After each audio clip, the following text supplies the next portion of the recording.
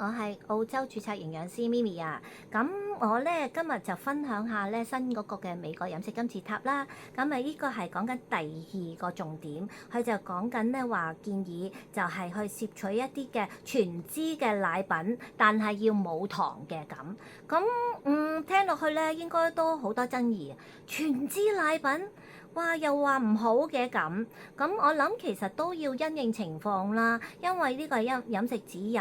咁其實我哋講緊2歲以下嘅小朋友，確實佢哋真係要去進食全脂嘅食物㗎喎，因為喺脂肪上嘅攝取上，佢哋嘅需求會大啲。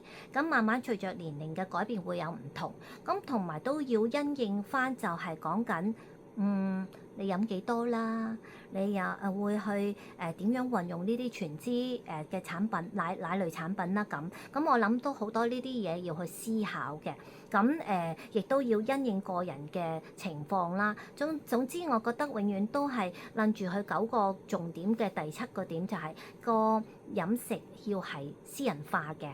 咁所以全脂奶品嘅話，都要睇下嗰個人嗰個嘅健康狀況適合度啦，同埋睇下佢究竟有冇過量地去攝取全脂嘅一啲嘅奶品，因為佢另外個重點就係講緊盡量少加工。咁但係我自己本人先前都係讀一個 food technology 食物科技嘅話，咁其實我又唔覺得脫脂奶係一個咩特別加工，佢只係擺咗落一個儀器度，用高速去旋轉將啲脂肪可以同其他奶入面嘅成分分離，而去隔走咗啲脂肪。咁其實冇加過任何嘅物質落去令到佢變脫脂奶嘅。咁呢個係咪一個叫做好精製加工嘅咧？我又覺得唔係嘅。咁所以都會去睇翻自己嗰個嘅健康狀況、膽固醇啦，或者體重等等而去選擇翻啦。呢個就係我又唔會去 say no to 全脂產品。咁因為可能某程度上有陣時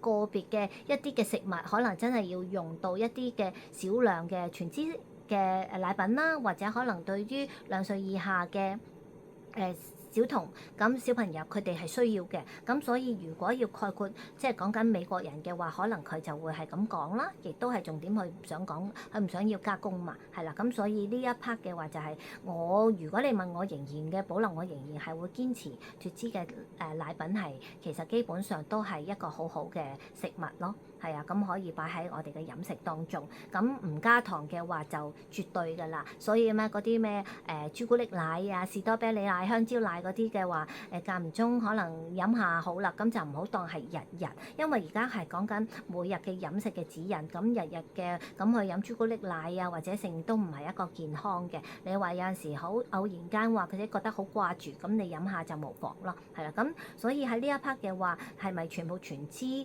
奶係話香港人你都跟埋美國嘅指引啦？咁我覺得呢個都喺我方面，我覺得我自己會有所保留啦，係啦。咁但係奶品係我哋需要嘅。